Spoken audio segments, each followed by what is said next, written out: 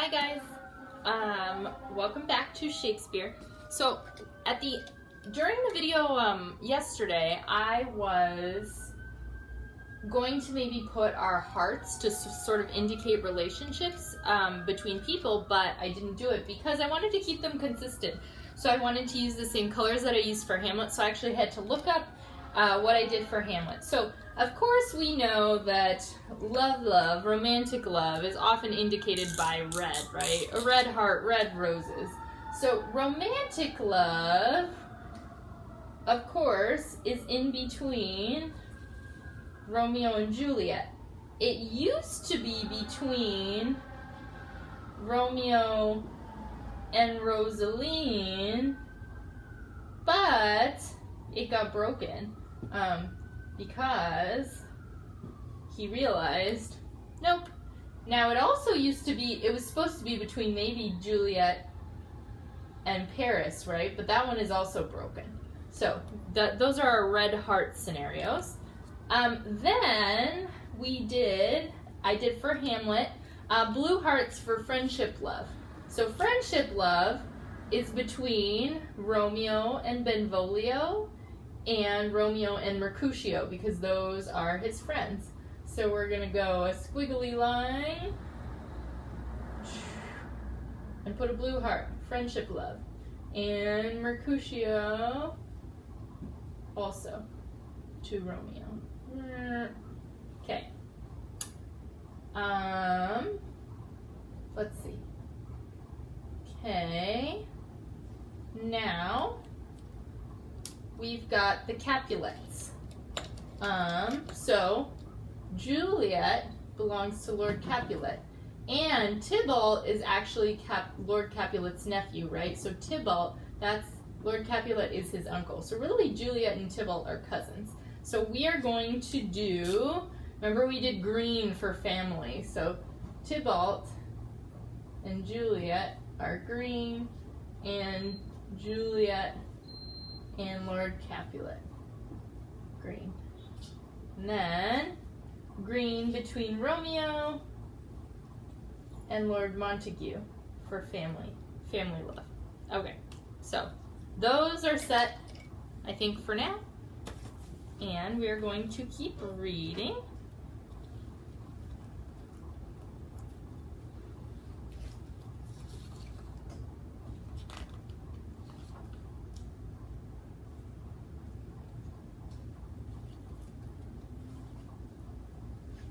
And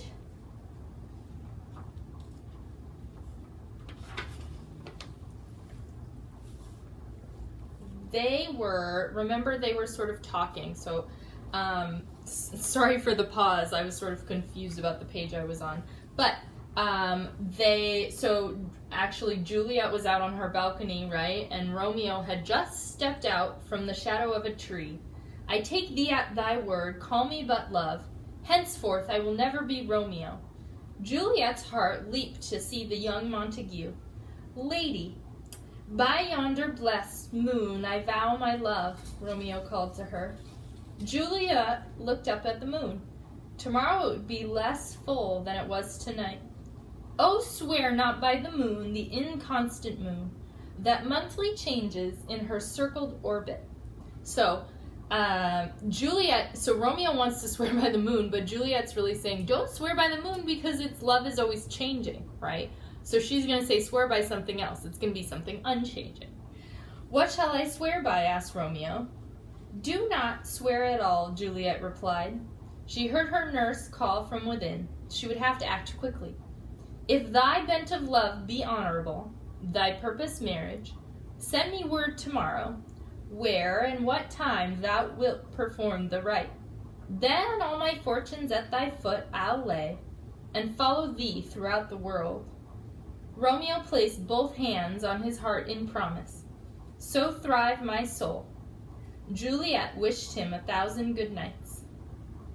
At daybreak, Romeo hurried to find his friend and tutor, Friar Lawrence. So, Romeo's got another friend, which we're going to do in blue.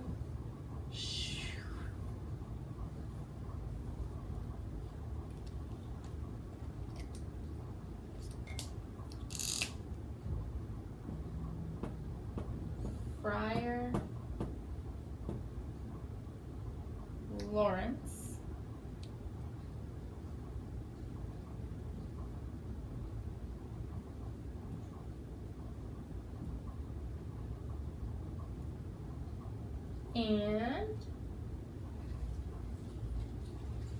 he's going to have,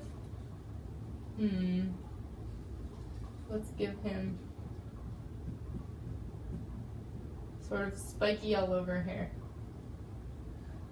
There. And he has brown eyes.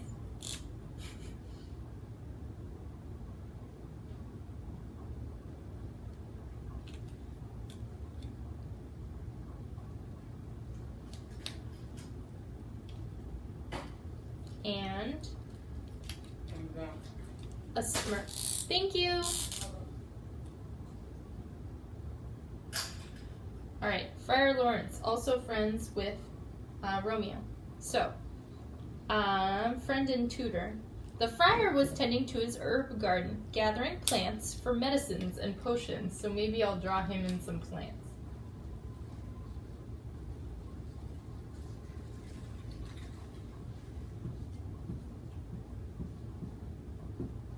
There. Okay? I know. My art skills are not superb. I am doing my best. You guys will be glad when Miss Klinenberg is back to doing Shakespeare, I bet. Okay, so he's in his herb garden. Only yesterday, he had endured one of Romeo's lengthy laments about Rosaline.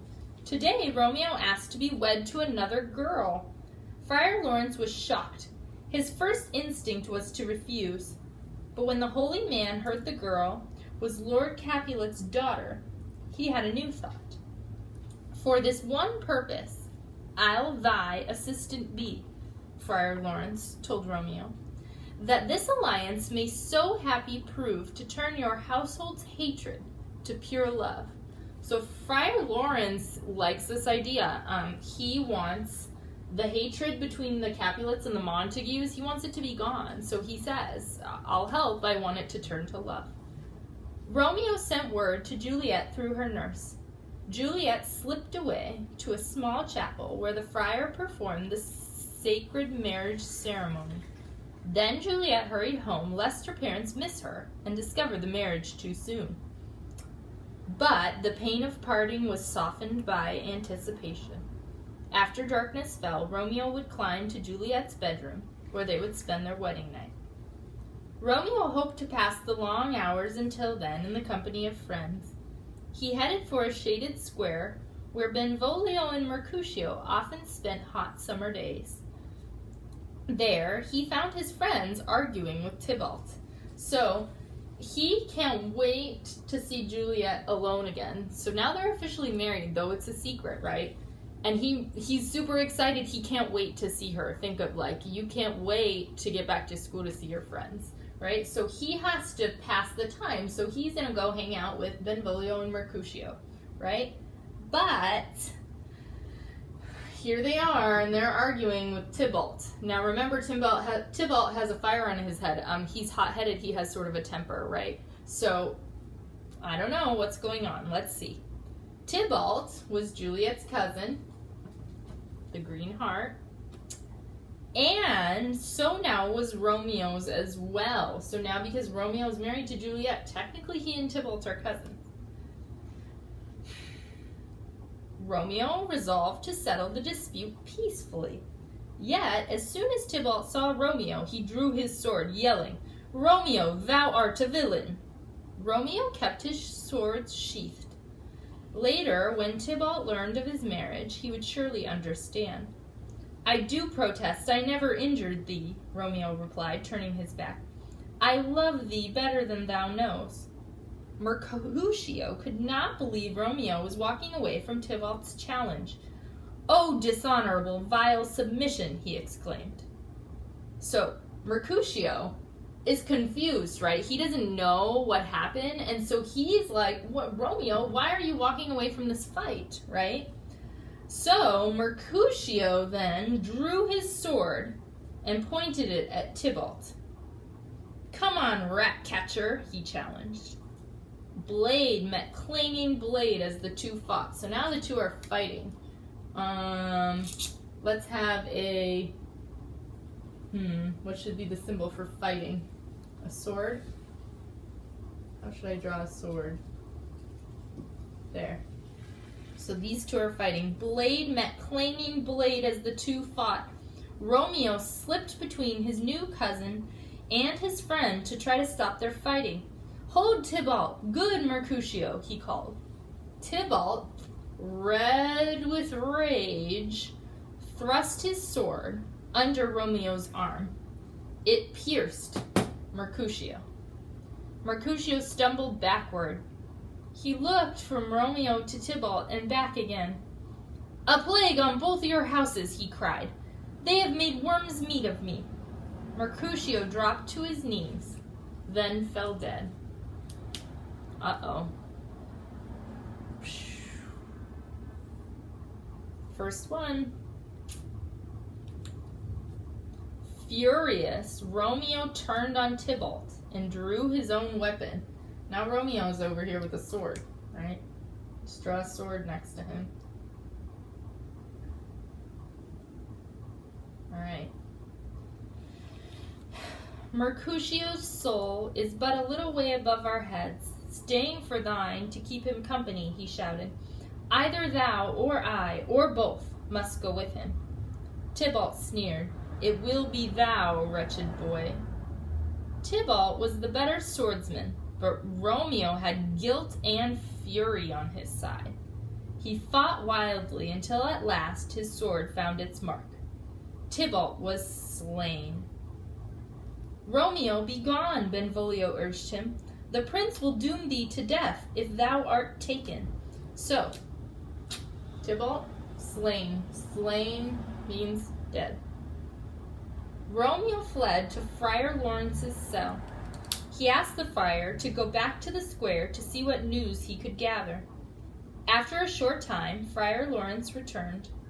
"I bring thee tidings of the prince's doom," he said. "Not death, but from Verona art thou banished." Romeo sank to his knees. "Be merciful, say death," he groaned. "Heaven is here, where Juliet lives." So, Romeo wants Friar Lawrence to go investigate, right? Because this whole thing took place in the square, and he wants Friar Lawrence to come back and report. Now, what it's saying is, instead of Romeo dying, he is going to be sent away from Juliet. And he's saying, getting sent away is almost as bad as death. So, I do not want to live without Juliet. Some foreshadowing, right? Suddenly, there was a fierce pounding on the door. Friar Lawrence opened it a crack. Juliet's nurse pushed her way in. She clucked at Romeo to stand up and stop crying. Even so lies Juliet, blubbering and weeping, weeping and blubbering. First for murdered Tybalt calls, and then on Romeo cries. Romeo had not dared to hope that Juliet might need him. He wiped his eyes and scrambled to his feet. "Go get thee to thy love," the friar told him. "Tomorrow thou shalt escape to Mantua, where thou shalt live till we can find a time to proclaim your marriage, beg pardon of the prince, and call thee back." Friar Lawrence dug out an old cloak for a disguise, and Romeo slipped into the dusk. That night, the lovers lay in each other's arms. Romeo and Juliet wasted no more time weeping over their bad fortune. The young bride and groom imagined their bed a perfect world, and shut the curtains against the coming morn. As dawn broke, birdsong startled them awake. Romeo pushed aside the bed curtains. "It is the lark, the herald of the morn," he said sadly. "I must be gone and live, or stay and die." There was a quick knock on the door. The nurse burst in. "Madam, your lady mother is coming to your chamber." Romeo kissed his young wife, then scrambled out the window. And we will stop. See you next time.